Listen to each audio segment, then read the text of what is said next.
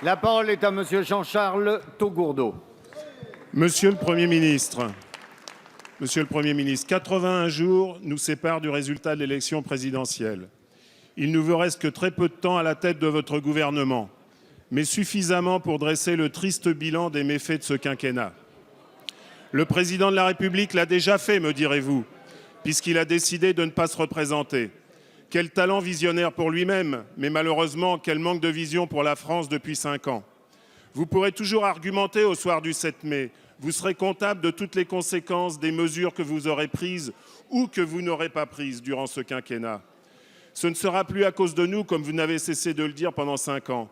J'ai bien observé comment a fonctionné votre majorité, à géométrie variable en fonction de vos intérêts. Votre méthode est simple. Vous ne faites pas, vous défaites. Vous ne construisez pas, vous détruisez. Vous n'adaptez pas, vous déguisez. Vous ne libérez pas, vous conduisez à plus de dépendance.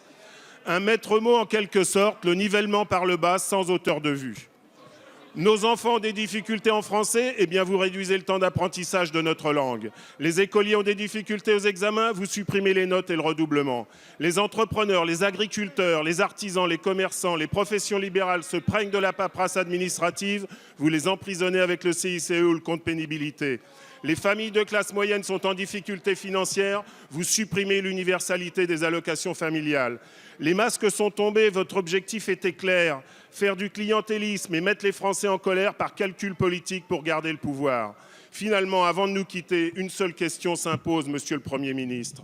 Aimez-vous vraiment la France ? La parole est à Monsieur Michel Sapin, ministre de l'Économie et des Finances.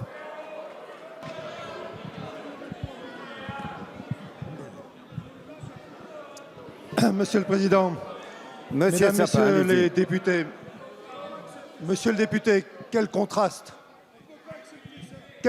entre la dignité et l'émotion de l'intervention du Premier ministre et les mots que vous avez prononcés.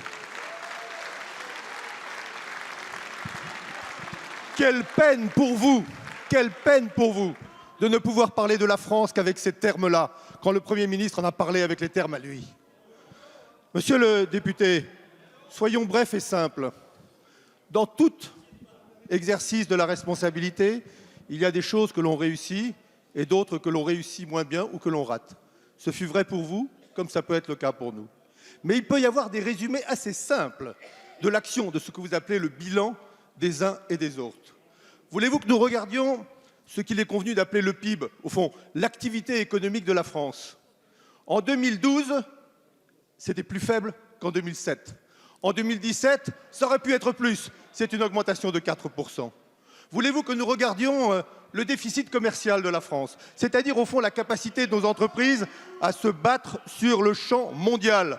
Là où vous aviez creusé le déficit commercial de plus de 32 milliards, nous l'avons rétabli de plus de 25 milliards. 32 milliards en moins, 25 milliards en plus. La comparaison est simple, nette, elle est catégorique pour vous et pour tous ceux que vous avez soutenus. Voulez-vous que nous parlions de ce qu'il est convenu dans un jargon un peu difficile parfois à comprendre, le taux de marge des entreprises? Mais vous savez très bien de quoi je parle, vous vous intéressez beaucoup aux entreprises. La capacité des entreprises à créer des emplois ou la capacité des entreprises à investir. Là où vous l'aviez dégradé de plus de 3 points, nous avons réussi à le rétablir de 3 points. C'est-à-dire que nous avons effacé les effets de votre politique pendant 5 ans. Voilà les faits tels qu'ils sont. Alors parlons des faits au lieu de prononcer des mots durs qui sont des mots inutiles et soyez à la hauteur du Premier ministre quand vous posez des questions.